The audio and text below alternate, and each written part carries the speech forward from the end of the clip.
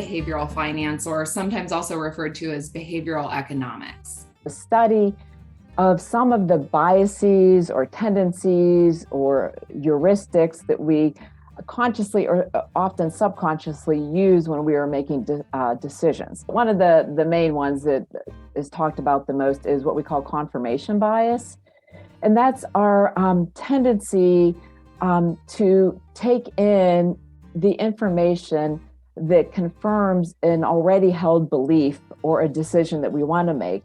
Our upbringing can have some imprinting on us, what we see, what we follow, that can anchor us. And many of us either come from an anchored upbringing of scarcity or abundance. Be aware in your own patterns when you're, especially with the anchoring, that you're not arbitrarily stuck on particular anchors that may impact your objectivity when making decisions. Also, the final thing I would say is to really question, like, a pattern of behavior that made sense at one point in life may not make sense at different points in life. Our spending patterns pre-kids may have worked well pre-kids. They may be different during kids. Predictably irrational. The Hidden Forces That Shape Our Decisions. It's by a man, Dan Ariely, and it's a really, really easy read. I have the Audible version and have listened to it multiple times, and it really does identify a lot of those biases that we have. But for those that really want to dig deep into this, there's a book called Thinking Fast and Slow by a gentleman, Daniel Kahneman. And he actually won the Nobel Prize for his work in behavioral economics.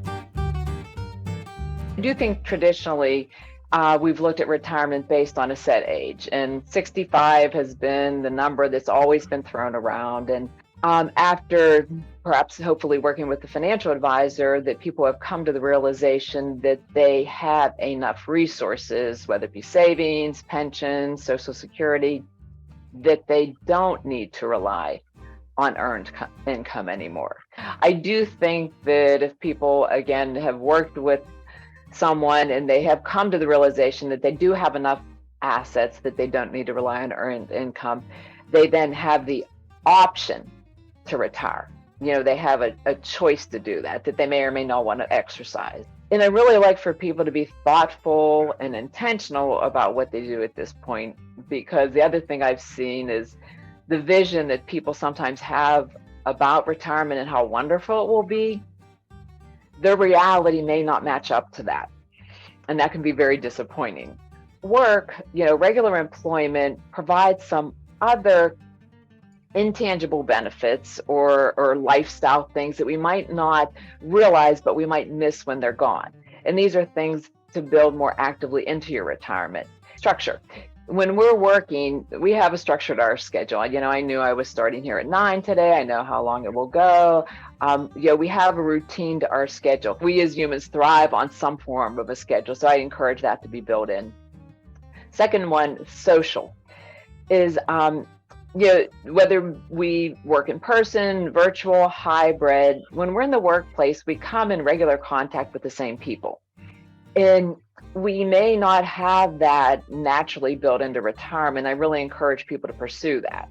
Next one, stimulation, is that in the workplace, we actually get to utilize our skills, our talents, our knowledge on a regular basis in the work that we do. And we often have an opportunity for more learning.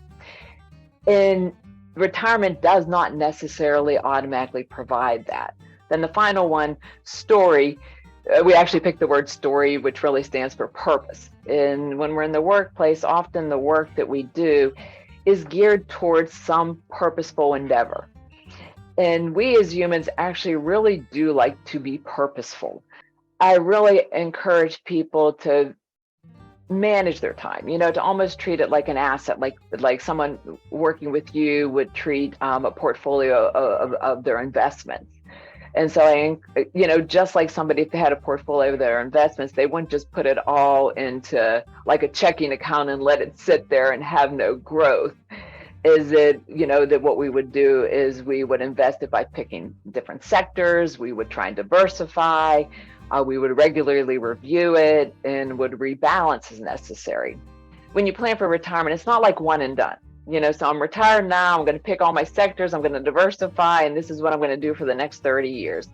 Nope.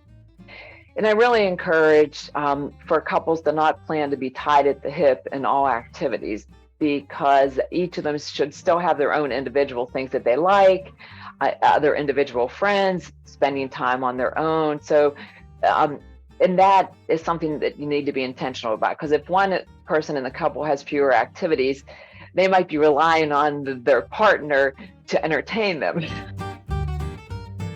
And when I looked at some of the list of the top conflicts in marriage, money was on every top list. When individuals come into a relationship, they're typically coming in already with sort of their own financial personality. And that's sort of a constitution of their beliefs, their habits, and their patterns around finances. They're rooted in the examples that they see from their parents or other influential people in their lives. And it's either the adoption of those, or sometimes it's the rejection of what they've seen. They cut the pie a lot of different ways when we're looking at financial personalities. And so the simplest one I saw was savers, spenders, and sharers. The pie is sliced three ways. I saw a further refinement where they cut the pie into 5 slices: investors, savers, big spenders, debtors, and shoppers. I find it actually somewhat more beneficial to actually look at those underlying beliefs, patterns, and habits that individuals have, and then how they come together as a couple. I think communication plays a huge role in this, but do you think it's best if a couple has the same or similar financial personalities, or, is it okay to have different personalities? It's not necessarily better to have the same. I think that if you can come to agreement on some core ways you handle finances, that's always good. But sometimes we see different personalities can actually be complementary. Early on, I just encourage that they agree that they're going to regularly talk about the important financial things in their life, that they set aside a regularly scheduled time, and that they stick with it, get connected with a financial advisor. I think a lot of people have an assumption in their mind that you get a financial advisor when you have a big enough pot of assets to be managed. And as you know, your role as a financial advisor is much broader than that, and so I think that a financial advisor can be critical to help people understand the implication of their decisions, both on their current financial situation and into the future. If a couple really has good stuff in place, and you're in agreement on the major spending, I like to break down the actual day-to-day spending or a routine spending into 3 categories. First is the lowest level, don't ask, don't tell. I'll explain more about these. Second is the FYI category. And the third is to collaborate before we decide. So why do you think it's important to teach children about finance? Well, I think, as we know, having an understanding about money and finance is really crucial in adult living. And, many adult children will reference back that they wish that their parents had taught them more about money, or model different behaviors around money and finance. I really watch the unhelpful sayings that we use that might be meaningful for adults, but that don't mean much to kids. Second one is don't lecture. Often we're trying to look for teaching moments, but then if we try and project this into a lecture about when you're 23, they're going to stop listening. Next one is, I was introduced to this saying when my kids were young, and I loved it, is don't bawl them out and then bail them out. So we don't want to buffer them from the consequences of their actions or decision making. So don't bawl them out and bail them out, but guide them. You're there to help them understand how to traverse the adult world. Final don't is don't fight with your spouse about money in front of the kids. There's a do that I like for parents to do before they have conversations with their kids. And this is some of what we talked about with marriage and finance last time, is to really intentionally, as part of your discussion as a couple, is to talk about spending decisions related to the kids. The primary goal is, through our teaching and our modeling behavior, is to first of all, expose them to a general awareness of money and finance and how it is woven into everyday life, because it is. Help them to understand budgeting, planning, spending, savings, investing, things like debt, primarily around credit cards, sharing, whether it be with contributions to our churches or in the community or through gift giving. And then, as we were talking about with decision making, is to really help them have an understanding with decision making. I would say, you have an opportunity and a responsibility to teach and model healthy financial patterns and habits to your kids while they're growing up. But you may not see them fully adopt and integrate them while they're still at home. And that can be really distressing.